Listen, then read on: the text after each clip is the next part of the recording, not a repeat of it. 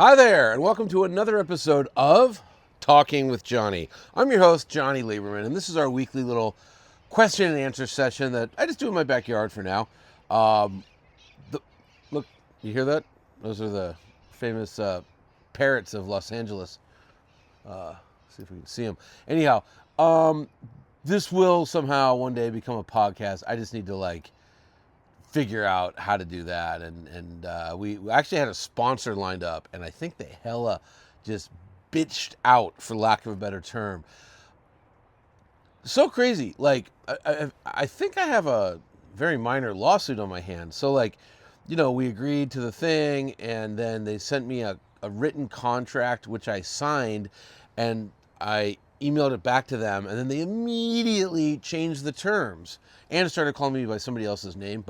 And I said, hey, this isn't how it works. You can't change what we're going to do and how you're going to pay me after I sign the contract. That's literally not what a contract is. And they, oh, I'm so sorry. But I was just kind of like, you know what? It's not that much money.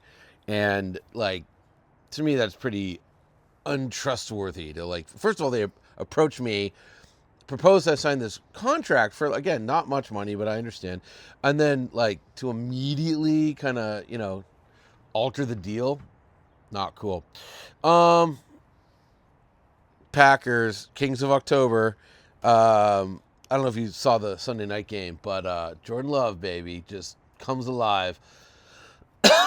Highest passer rating, I think, in the history of Sunday Night Football. Beat Old Man Rodgers in Pittsburgh. The Packers have never won a game in Pittsburgh. I believe that's true. It may have been in a long time.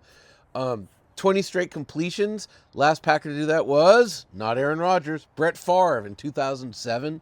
So it was great. Kraft, our crafty tight end, 173 yards receiving in one game, leads all tight ends. Anyhow, it was great. So I'm going full Packers today. Go Pack, go.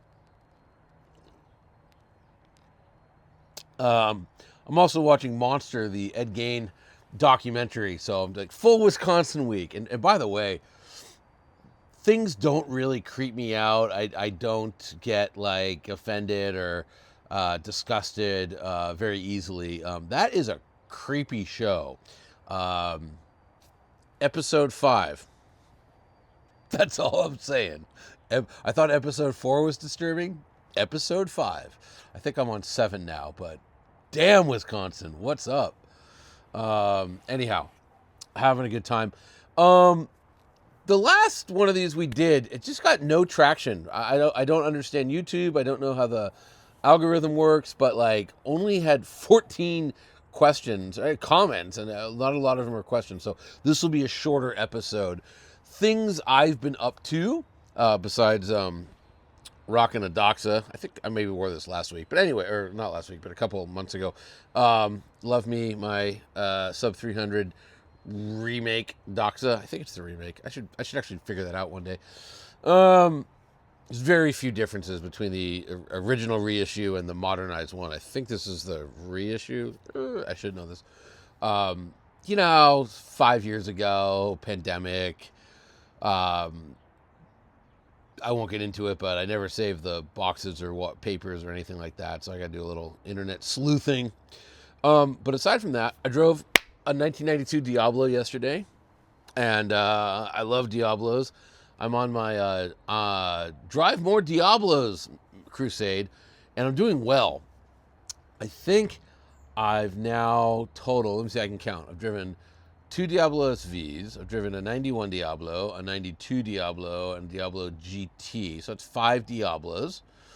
I feel like there's one more in there I'm forgetting. But 5 is, that's good. I will drive much more. There's a reason for this, and I'm not sure if I can talk about it yet, but if you follow what I've been up to, you might know what this involves. But I'm doing something involving Diablos. It's not a video, actually, but big Diablo stuff happening. I actually have a big Diablo phone call after this. I've been driving around. We're not actually doing a video on it because Rylick, his poor grandmother is ill, and he went to go visit her this week, and we might get it back. But I have a Mercedes AMG S63 Performance Plus. So that is a car with a twin turbo V8, a whole lot of leather. With the plug-in hybrid assist, it makes like 794 horsepower, which is good. And then 1,055 pound-feet of torque, which is awesome. That said, it's not as awesome as it should be. I don't know what it is, and it's just the final tuning, shall we say. But for whatever reason, the engine and the electric motor feel like they're in a fight over the rear axle. So it's not this smooth power delivery. It's kind of very herky-jerky, which is too bad because otherwise it's a wonderful car. We took it down, me and my friends took it down to SoFi Stadium to watch the Los Angeles Chargers beat up on the hated Vikings, up here's Minnesota Vikings. That was fun for me. My Vikings fan friend was actually really sad. It was kind of weird. Grown men are weird creatures. But anyways, it was lovely. If I was Mayor Karen Bass or any Los Angeles mayor, I would figure out how to get people to our stadiums in a just not idiotic, worst I've ever seen, stupid way. Right now, it is just a nightmare of city streets. I don't know, eminent domain. I would super highways. I would elevate. I would double deck. Like, what a friggin' nightmare. But long story short, to go 14 miles, it took us over 90 minutes. And 48 or so of those final minutes was just creeping, trying to get near a parking lot. It's just horrible. But anyway, that's an LA thing. But yeah, Mercedes-AMG S63, very good. Battery eats up trunk space. And I would just say this, and I know you're all going to but just go electric. If a performance hybrid is compromised. I've also been driving the Audi RS e-tron GT, and we just did shoot a video of that. My friend Scott Evans at Motor Trend, he said it's criminally underrated. And I would even go a step further and say it's the most underrated vehicle in the world. And I would have that 10 times before I'd have the AMG. Not that, it's as luxurious as the AMG. Audi probably could do that. They could make an S8 type of vehicle out of it, RS8. But it drives so much better. It's such a monster of a weapon of a car. And it can just calm down and be a regular car, which the AMG can also do. But then when you start pushing it, nothing is fighting you. In other words, I'm not having a rear axle wrestling match. It just freaking goes. And by freaking goes, I mean, I think Motor Trend tested it 0 to 62.2 seconds. Much more impressively, quarter mile in 9.9. And I will make this point. I don't know about the new one, but on a good day, the 992.1 911 Turbo S can run a 10.2 quarter mile. The Lucid Air Grand Touring Performance. That's the one with over 1,000 horsepower. It's like 1,078 horsepower or something. That's a 10.1 second car. 9.9 in an Audi. 9.9. Yo. Street car. Yo. And it turns better than it goes straight. I love the thing. So I think we will one day look back on performance hybrids as but yeah, just go electric. It's fine. It's okay. Some of the people that are I don't know, bigoted, for lack of a better term, against EVs, they won't get it. That's fine. People that do get it will just love it. So anyhow, I've been driving that. I also had a neat thing happen about 10 minutes before we started filming this, and that is that my friend with a Carrera GT, Porsche Carrera GT, I think he's gonna hopefully, he's definitely gonna let me drive it, but maybe there's a video in it. So I'm over the friggin' moon about that one. What else is going on? Yeah, that's it for car. Oh, no, all kinds of stuff. Hang on. I'm going to the Las Vegas Concours this weekend, and I've been hearing rumors that they're really trying to spiff it up. They're trying to step up their game. They really want to take it to the other concours out there. And remember, competition is stiff. Of course, you have Pebble Beach, but then you have, the British guy, Festival of Speed at Goodwood. The Audrain is quite cool. Amelia Island's what it is. Moda, Miami is growing and could really become a major concours. But Vegas is never to be outdone. And Vegas, for the concours, they're flying in 48 Bugatti Veyrons. Record, scratch, skip, whatever. 48 Veyrons out of 500 made. That's like 10%, almost. Very close. Very close. And I bet like one or two have been crashed and wrecked. So it could be like 10% of all Veyrons surviving. I'm making this up. But 48 Veyrons. I'm so stoked. And I'm going out there with Zinger. Zinger, they make that tandem supercar that looks like it's like alien bones underneath strange fighter jet canopy. Going out there with them, so I think I'm going to be driving that and making a little video of the Zinger, which I'm very excited about. And last week, last week, time, flat donut, we recorded an episode of Spike's Car Radio with Lucas Zinger, and we had the Zinger on the show, so look for that. I know a lot of you not only watch and listen to Spike's Car Radio, but you watch this too, so there's some crossover. All right, we're going to get into the questions again. This is going to be short. So here we go. Piggly Wiggly, he's referencing something from the last video, but he's saying, I would love to see that W12 in a Golf in the back, as God intended. Not sure God intended that. But anyways, that concept from back in the day, yes, that was cool, was my poster car alongside the Renault Clio V6. I know I'm weird. Well, I don't think you're weird at all. I like when they do stuff like that. They took the W12. I guess it was I don't think it was the turbo one that was in the Bentleys, and I think it was just the W12 that was in the Phaeton, the naturally aspirated, but I could be wrong. And they stuck it in the middle. When you say mid-engine in a Golf, it just becomes rear engine. But they removed the rear seat, and the whole W12 ate up the back of the car. And yeah, it was all-wheel drive. I can't remember the transmission. Probably a Phaeton dual clutch. But yeah. And it reminds me, actually, my other favorite car was somebody took a Porsche 928 and stuck a Mark I GTI body on it. Actually, they put it into production. They made a few of them. And if you Google like 928 Volkswagen GTI, you'll see a picture of it. And they're just these very wide boy GTIs. And they look absolutely killer. And it's a 928 with a V8 underneath. Brilliant. Like, absolutely. So I don't think you're weird. I think you have great taste.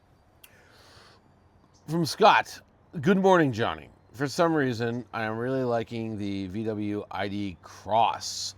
Gives me old school Golf vibes. Yeah, the ID Cross is kind of cool. I'm just going to Google it for myself because I want to make sure I'm thinking of the right one. Volkswagen ID Cross. I think it's that little guy. Yeah, okay. It's the little guy. It's kind of like a high-riding SUV type thing. Okay. He's digging that. That's cool. We can hang with that. Gives me old school Golf vibes. Yeah, it's kind of like a Golf, and then like those, what were those? I guess it was called the Golf Cross or whatever, those off-road Golfs. Kind of like that. I'm not a big EV guy. I am not a big EV guy. But for short suburb drives, probably all I would need.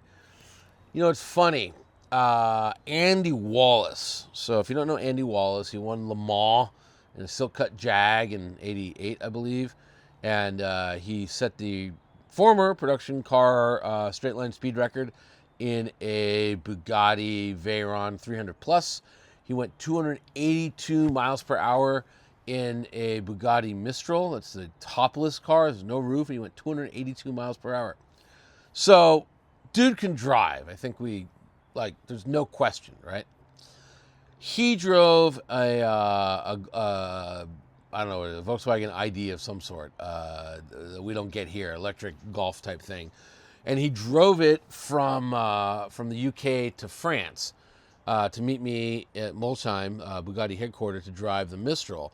And what do we talk about? Most of it, like how great the little EV Volkswagen was, and how much fun it is, and yeah, a little bit of the challenges of charging, but like this idea that like EVs are only good for running around your neighborhood is it's just it's 10-year-old thinking. You're stuck in the past, man. It's just I don't know. You're wrong, and real car people, it's totally fine to like EVs when they're good. If they suck, call them out. But when they're good, like if really good automotive engineers making cars that happen to be electric, like win. So anyhow, it's probably all you need as a car. And again, the majority of the cars are like RAV4s and stuff like that. Like if they go electric, that's good, right? They don't pump out CO2, and they're quiet, and they're twice as powerful, and they handle better. Anyhow, yeah, I like the ID Cross. That's not what I was thinking of. Volkswagen showed this little baby ID Zero, ID One. I can't remember what it's called, but yes, ID One. This is the guy. They showed it at Munich, and this thing is just fantastic. If you Google it, it's Volkswagen ID space one, ONE, and it's a gold little car, and just fantastic. It gives off definitely Mark I Golf vibes, just because like it's hard to make small cars look good, and every once in a while it can happen. This does it, and it's gonna be cheap. It's like 20 grand, 22 grand. Probably won't come to the U.S., but it's so cool. And this is, I think, the first Volkswagen product that's going to have the Rivian hardware and software in it, meaning the hardware is the chipset and the software is the language that controls the chipset. This only uses one of the 4 zonal chips because it's a real small car. It doesn't do very much. But anyhow, super love that. So yeah, it's totally fine to like the ID Cross. I'd say ID1, but anyways. Okay, this is from Jay Kuiup. No, man, you do you. My question would be, best music you heard this year? Oh, God. I'm going to tell you guys something that's a little depressing, but, not only when you get old, but when you have a kid, it's hard to find the time to search out new music. And I do actually still download a lot of stuff. I just forget that I downloaded it. And I actually have to go to the Apple Music feature, which is on my phone, which says like latest downloads to figure it out. I saw Weird Al in concert. That was friggin' amazing. Weird Al Yankovic, 66 years old, still kicking over his head. Force of Nature, got to see him. And then I found this one Charles Mingus record, it's a live record that I'd never heard before, and that is the best thing I've heard. It was like Mingus and Eric Dolphy, and I think Bird was on a couple songs. Like just wild record. Can't remember what it's called. Sorry, getting old. But yeah. Okay. This is PM2 address. Johnny, that's me. Love your show. Thank you. Saw your Motor Trend concept review today. I went to Italy and I drove the Audi Concept C. Very entertaining and good picks with the vintage models. And the vintage models were Audi TT, Audi R8 first gen, Audi RS6, and of course, the only one that matters, the 1936 Type C. For what it's worth, Lufthansa has a direct LAX to Munich. Yes. It sure does. Problem is, we'd spent the money on a Delta branded ticket. So when that flight gets canceled, to buy another, it's obnoxious to say out loud how much it costs, but it's thousands and thousands of dollars ticket day of, business class, because I gotta land and start working. It's too much. I did, I wrote about it. I did actually when I went to go drive the Aston Martin Valkyrie. I missed the flight, and it was my own damn fault. It was one of those things where I put the date in my calendar, and then I started thinking about it, and I'm like, God, I'm going to be on the ground for like 23 hours, and it's hard to get to Bahrain, right? It was in Bahrain, and I'm like, it's going to be like 20 hours of flying one way, 23 hours on the ground, 20 hours back. And I called Aston and said, hey, listen, if you have an extra hotel room, could I fly in a day early? And they're like, yeah, of course, we've rented out the entire hotel, blah, blah, blah. Not a problem at all. But I never, like a moron, I never updated the new flight in my calendar. And this was, events like that tend to get planned a little bit. Anyways, I showed up a day late to the flight. And I usually get to the airport 2 hours early, especially for international. And so it was 22 hours after the same flight the day before taking off. And I go to check in, and the guy's like, you're not on this flight. And I'm going, what? Yes, of course I am. And then, again, we're 22 hours in the future, and it's Aston Martin ringing me. Hello, we're here at the airport in Bahrain. Did you get on the flight? I was like, oh, God damn it.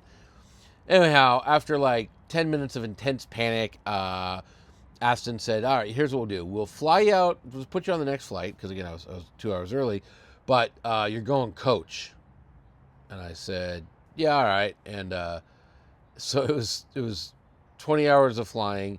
And really what it is it's 10 hours to London, coach, 4 hours in Heathrow, not in a lounge, just sitting. And the other thing about Heathrow that sucks is, and all European airports, they don't announce the gate until just before the goddamn flight leaves. Like in the U.S., and again, there's a lot we do wrong, but in the U.S., I know my gate a day before I get to the airport. Here, you just sit around, and then we had to rush. And then, while I'm rushing, and I have no idea where I was because Heathrow's a goddamn city, I get to the gate. Well, while I was going from where I had been sitting to the gate, they did a gate change. And so luckily there was, 200 other people trying to go from London to Bahrain, and and then we had to run somewhere else. And it wasn't just like they changed it from like D4 to D5. They changed it from like D to G or something really annoying. Anyhow, we get on the flight, very sweaty, in coach, and it was 7 hours, I think, London. First world problem? Hell yeah, because I flew business the way back, and it was sweet. But yeah, so I know about LAX to Munich on Lufthansa. I'm a Delta man. What can I tell you? That said, it's getting real hard to get to Germany on Delta. Okay, a lot of Charles de Gaulle and Schuppel or however you pronounce that, Verstankene, godforsaken airport in Amsterdam. All right, I daily a 2020 GT350. That's a Shelby GT350, and remember, and again, no one believes me, but it's true. Boy, when did that come out? 17. So like the 17, 18 GT350Rs are double, triple freaking awesome. And the regular GT350 from that time period is, it's okay. Then, and maybe that was 2016, 18, I can't remember. Then for, I can't remember, 18, 19, 20, well, at least, for sure 19 and 20, they got rid of the R, but the regular one became the R, except for the wheels, I think. So good. So good. All right, so that's awesome. And the Tremec has the common grunchiness endemic to that model. Since you've head-to-headed and reviewed these fine cars back in the day, any thoughts, recommendations? Cheers. I mean, I don't know about the grunchiness, but if it's getting harder to shift and it's taking away from your enjoyment of the car, pony up the cash and make it work right? I mean, you never want a transmission to be a weak link. And all too often it is. My buddy Dom, he's a head of, you hear us talking about him on Spikes, head of PR for Subaru.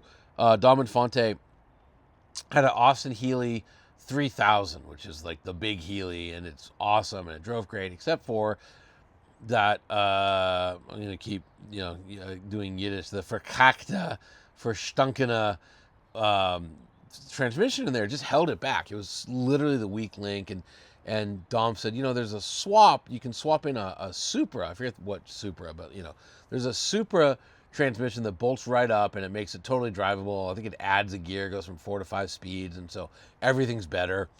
But it's not original, and it might hurt the value, blah, blah, blah. And I'm like, just pull out the old transmission, which isn't broken. It just sucks.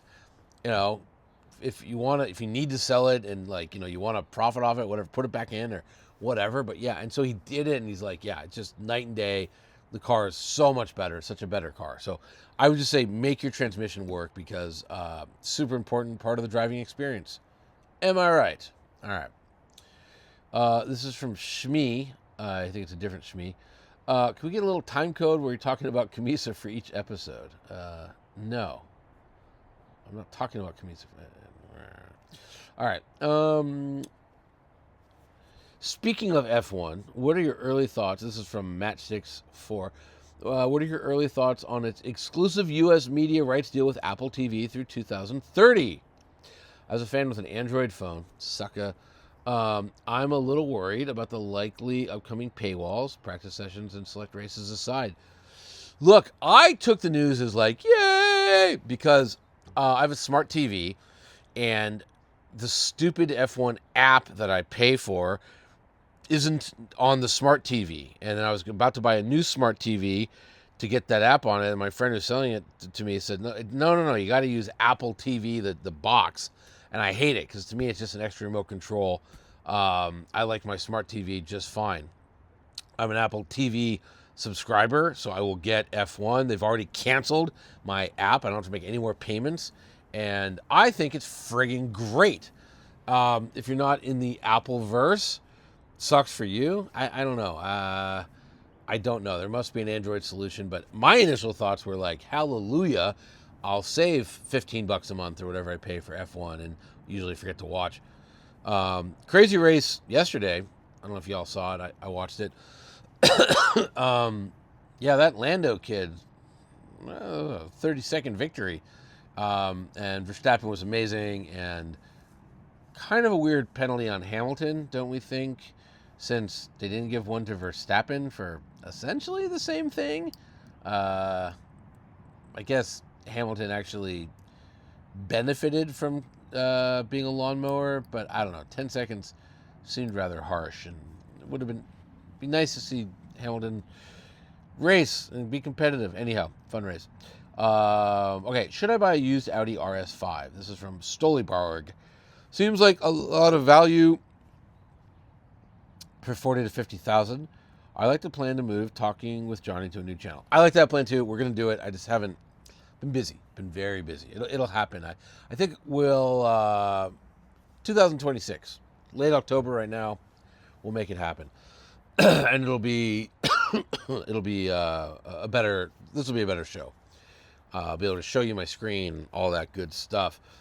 Yeah, used RS5. I mean, I guess it depends on the RS5. I really like the one from like 2018, whatever that was, when it went from a V8 to a V6. As crazy as that sounds, and it went from a dual clutch to an automatic. It's even crazier, I know, but I really like that generation of RS5. I think lightening up the nose helped it immensely. And I think that the ZF8 speed, the way Audi tunes it, it's just as good as a dual clutch. And as a former Audi dual clutch owner, I think it'll last a lot longer than the DSG, which my car had a 36,000 mile lease. We put 35,999 miles on it, and I swear to God, that transmission was going to explode if I went one more mile. It was just feeling so weird getting into gear and kind of kung. So yeah, I think that if that's what you're talking about, it's a lot of value. It's a great car. Sonoma Green. All right, this is from Fly On By. Fly On By says, "Hey Jonny, top 2 or 3 cars you now wish you could have bought, but are now out of reach." Oh God, I could give you just an endless list. Citroen DS is my ultimate. I just didn't have the money, and I just still pains me. But years ago, and this is probably 2007, I was offered a white Citroen. I think it was like a DS 23. So it was a 1972, I think. Big engine, perfect condition, full restoration, and it was offered to me for the hefty sum of $11,000. And I didn't buy it. I have no idea if these have gone up or not, but I almost pulled the trigger. I really should have, on this gorgeous like light gray Jaguar XJS, and I can't remember why I didn't. I just didn't, and that would have been sweet. I think it needed a couple things, and that scared me off. Although the interior was like literally perfect. Exterior was a little rough. It was one of those cars where a dude's wife, it was her car, but she, didn't work, so she just sort of, and they didn't have kids, so she just sort of drove it. Not even to the market. I think she had another car for the market. It was just like her. Anyhow, 9,000. Idiot. Um, I had the money, and I was really looking at a 997 GT3, and this is back when they were much cheaper. But I was looking at 996, and that was about like 50 grand. And then I was looking at the 997 GT3, and they were under 100, and now they're way over 100. They weren't much under, but I did have it. Didn't have it to spend on a car, but I had it. I mean, I could keep going. There was a Volvo P1800, the wagon one, $9,000, like mint. Didn't buy it. I could just, yeah. All right. Again, I said this was going to be a short one. Any German family ancestry? Hard no. No, absolutely not. My relatives, let's see, we come from Lithuania on my mother's side, Lithuania and Poland on that side, and then on my father's side is a combination of Minsk and Odessa, so Ukraine. And yeah, I'm 100% Jew, but European Ashkenazi Jew. Oh God. I don't know if I want to get into this one. Einstein said he knew when he left Germany in the early 30s for Princeton. This is some Nazi nonsense that I'm not going to get into. Not because it's just a long paragraph, and yeah, I don't know. It's I don't think it's very accurate. I don't know what I was talking about. Something. Oh, I probably said. You know what I think it was. It was. I was talking about the auto union Type C that I just drooled over, and how 36 is a bad time in history for anything made in Germany, especially anything funded by the Nazi Party. But at that point they were just like authoritarian dickheads. They weren't murderous, genocidal scumbags quite yet. They were well on their way. But it's funny, Auto Union bought the design for the Type A from Porsche, Dr. Porsche, but it was really Dr. Porsche's company, and it really wasn't even Porsche, the car design, the production car design side of the house. He had a separate company that made race cars. I can't remember the name of it, but his business partner was always this guy. I think his name was Rosenberg, Jewish guy, and even after Hitler came to power, it was Rosenberg who convinced Auto Union to go to Hitler to ask for money to develop a racing program to compete with Mercedes.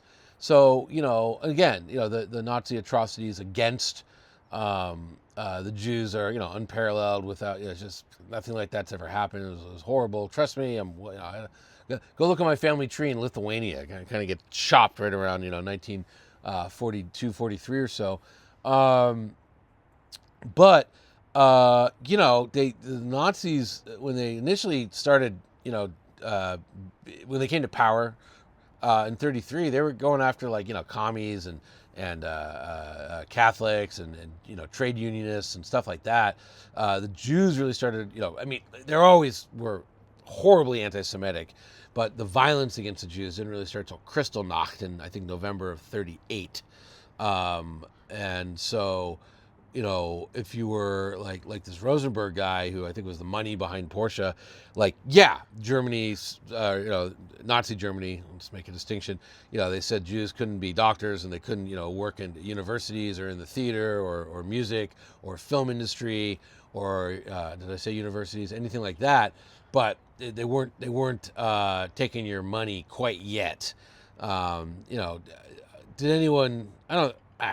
Again, there's books written about it. Anyone know how bad it would get? Some had an idea. Most didn't. A lot of people left. Anyhow, ending on kind of a bummer note, but I tend to look at anything before 39 is like, yeah, it sucked, but it wasn't really like the death machine yet.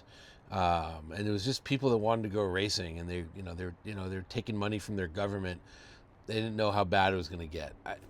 Maybe I'm naive, but that's my feelings on it. Anyhow, on that wonderful note, I don't even know how I'm going to record next week's episode because I'm going to be on a rally called Secret California, and I'm driving something very special. I'll give you a hint. It makes 1,250 horsepower, I think, around there. Pretty cool. So yeah, so look for that, and we'll also have like some kind of Ineos. Look for that. Anyhow, if you made it this far, thank you. Like and then subscribe, and if you're subscribed, hit the bell, and then if you really are have questions for me, leave a comment, leave a question. If you don't like what I'm talking about, yeah, go ahead, tell me. If you don't like anything or you do like something, please comment, share it. Feel free to share it. And yeah, man, this has been Talking with Jonny. Catch you on the next one.